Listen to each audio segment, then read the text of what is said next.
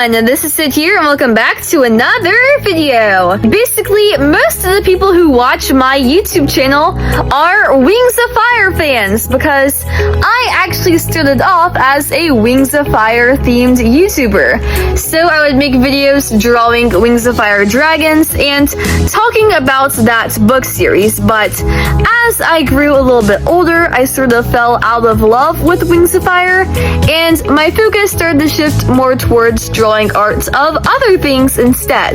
But I actually had the opportunity to go to a really cool Wings of Fire themed festival, basically like a fan convention for the Wings of Fire book series called FanWing Fest earlier today. So I'm going to be talking about my experience doing that and basically just doing like a little vlog. So yeah, if that sounds fun and interesting to you, then please stay tuned and stick around.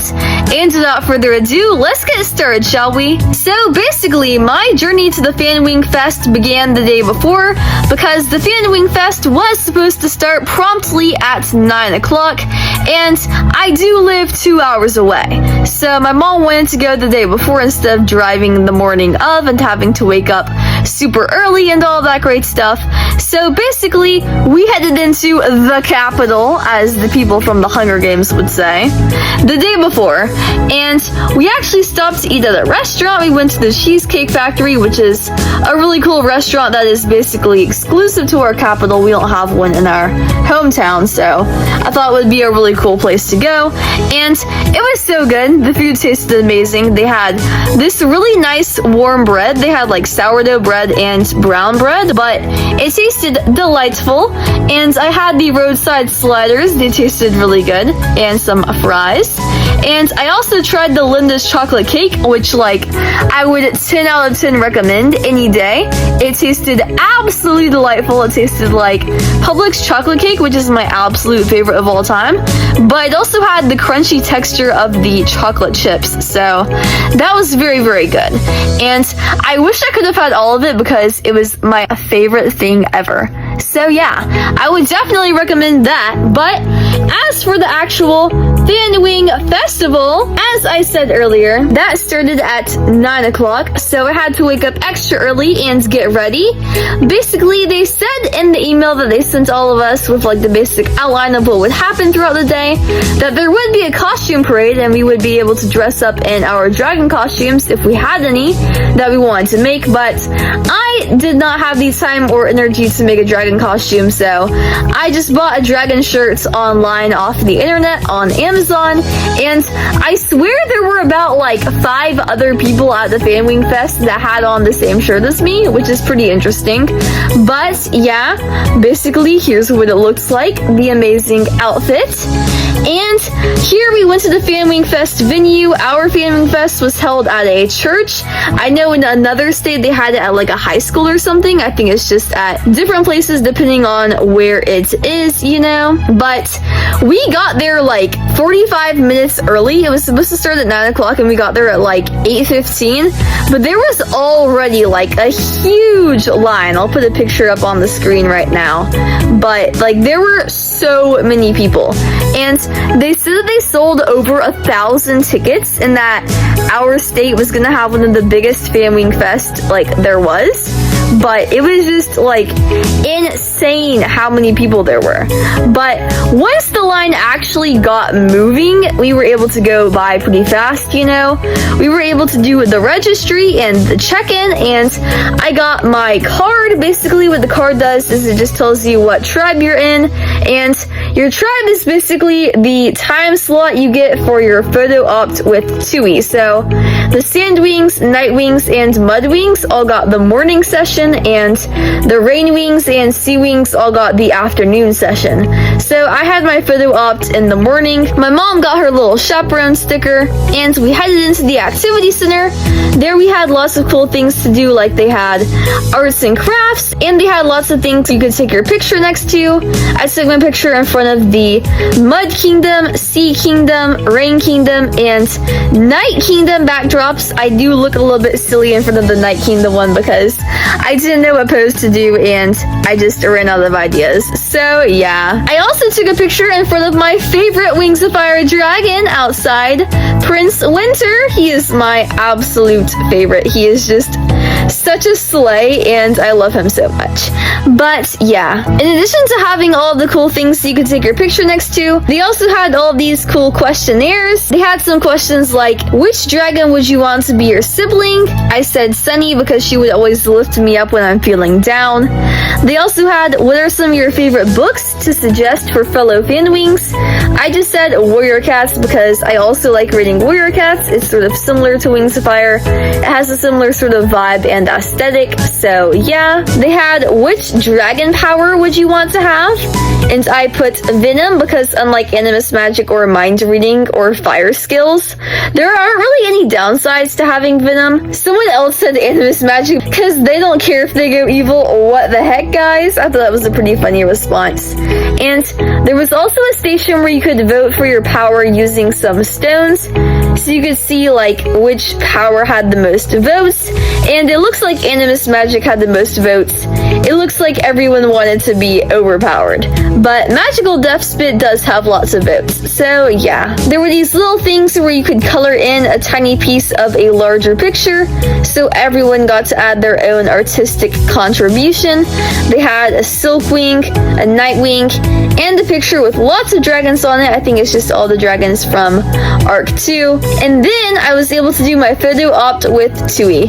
Tui is just such a nice, kind, sweet person. I love her so much. My mom and I were talking about it because, like, she must be absolutely dying having to smile for like over 1,000 different pictures. Like, my mouth would just fall off, you know? I can't even believe it. But after taking the photo ops, they gave us 2 little pins. I got a Sandwing pin and I got one of those like Wings of Fire logo pins, so that was pretty cool. After the photo op, we went to the first trivia session. I did take some video of the trivia and my video is kind of long. I should try to trim it down some. I did watch Miss Dogloverlikesdoge's vlog for inspiration though, and her vlog was about 15 minutes long, so I'm thinking I'm gonna try to have my vlog be around 20 minutes long. If it is a little bit longer, I'll try to trim it down some.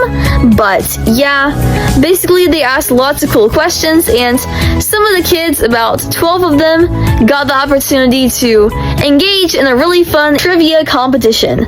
But yeah. What is the name of Swordtail's sister? You have 5 seconds.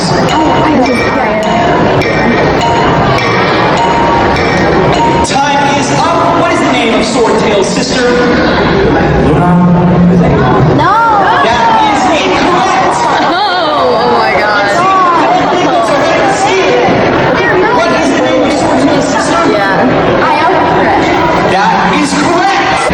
What magical object does Fierce Teeth use to spy on other dragons? You have 5 seconds. You have something there, I'm pretty sure. I'm telling you like you know it, so.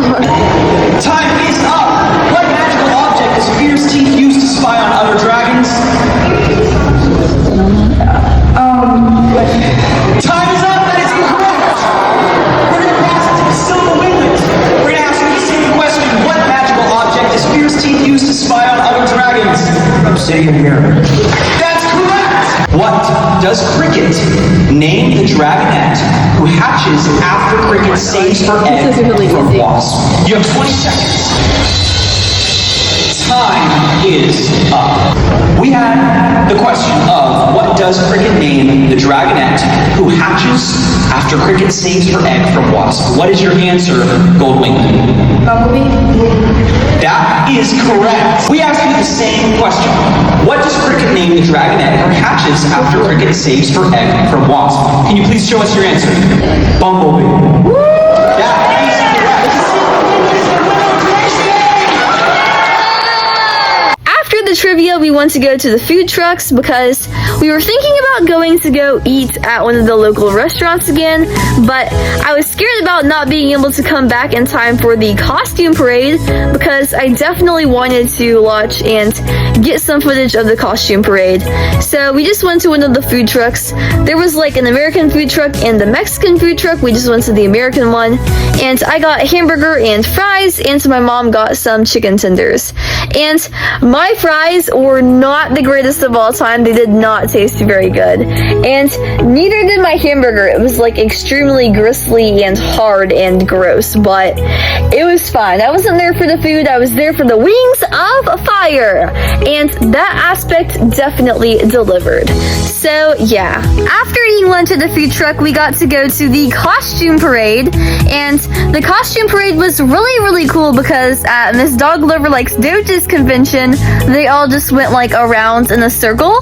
But at our convention, every single person got to go up onto the stage individually and do like a runaway walk in their costume. So I got a really cool video of that I'm gonna show up on screen.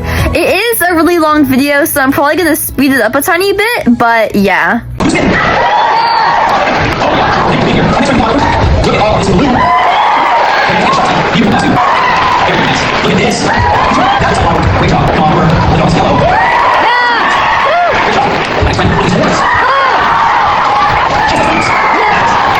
Look at all these colors, all these colors. Hello there, this costume just wings. Wow. Look at those wings.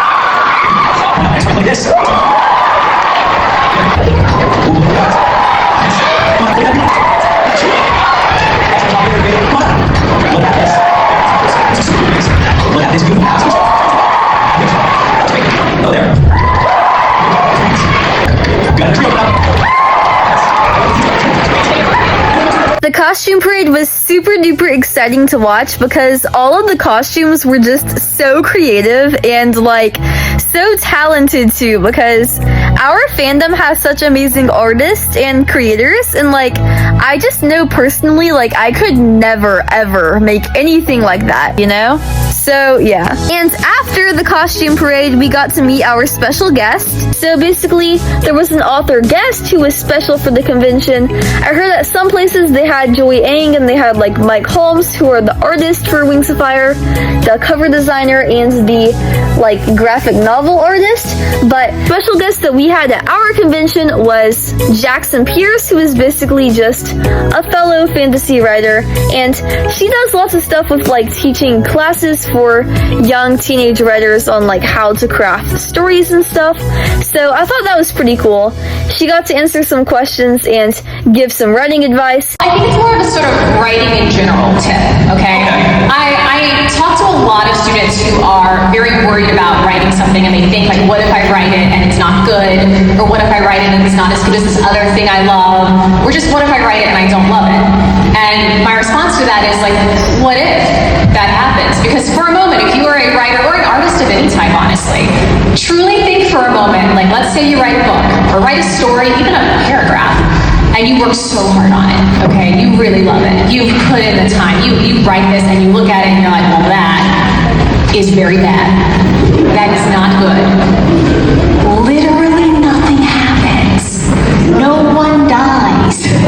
It's okay. The thing about being a creative person is some stuff's gonna work and some stuff's not.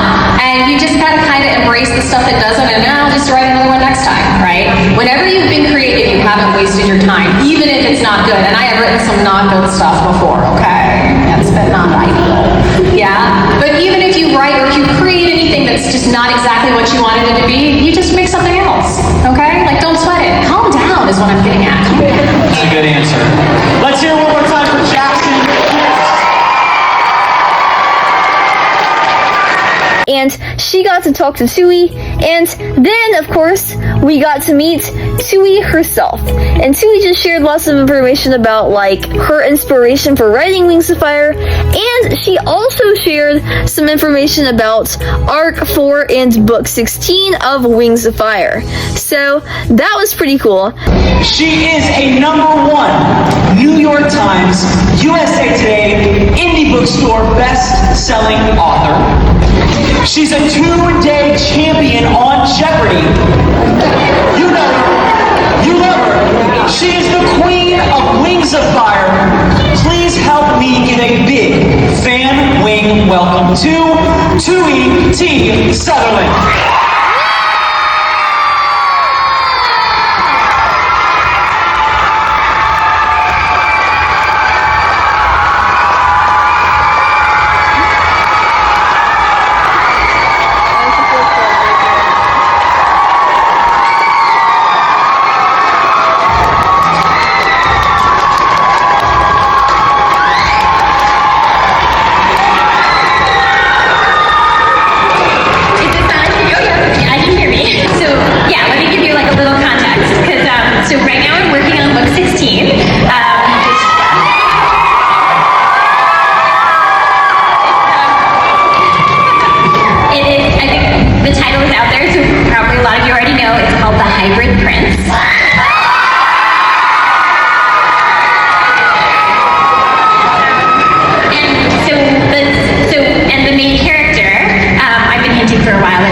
Someone that we've seen before. The main character is Umber.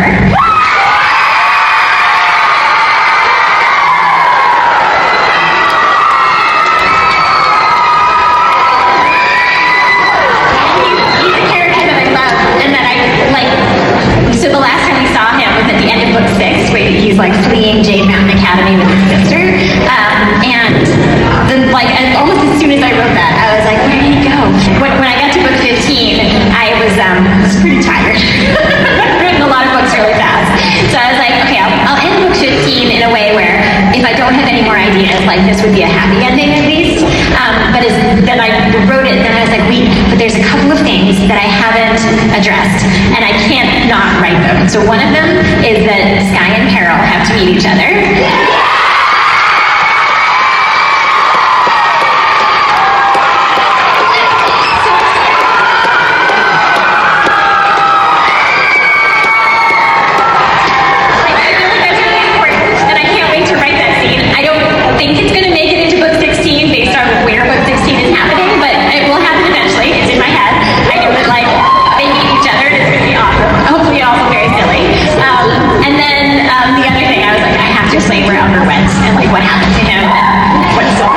She did ask us not to film it, but I do think it might be okay if I just talk about it really quickly. Basically, she said that the plot line would be for Umber and his sister Sora to be going to like a dragon sanctuary where they can be safe after the events of Arc 2, where Sora tries to kill some people at Jade Mountain Academy. They basically go and find refuge, and they go to this cool place where Beryl, who is one of the people on Scarlet's kill list, is the queen of that tribe. I'm not exactly sure what like the hybrid prince is and like why the title of the book is that. I've just not been paying attention, but yeah. But I did think it was pretty cool how Beryl was introduced in that sort of way. And I thought it was interesting because it made it seem like Beryl didn't want them there for some reason. We'll just have to see when we read the book. But yeah, after listening to Tui talk to Jackson, we went downstairs to go to the merch shop. I probably should have gone earlier because earlier in the day there were lots of like plushies and there were like Wings of Fire t-shirts and stuff like that, and at the end of the day they were all sold out, so I wasn't able to buy any of that great stuff. But they did have lots of cool dragon books and stuff, like they had Aragon and How to Train Your Dragon and lots of other dragon themed series. So I definitely thought there was lots of cool merch if you want to go buy that. But you got lots of merch just from being there, like for free, included in your tickets. I got the limited edition of the original book of Wings of Fire. So the limited edition I think has like an extra bonus scene, and it has this really cool cover art and these beautiful red pages. You also got this amazing Wings of Fire fan art collection, which I thought was pretty cool. I flipped through that and all of that great stuff. I'm probably gonna do a video like reacting to the Wings of Fire fan art collection and like reacting to the Wings of Fire limited edition copy, so stay tuned and stick around for that.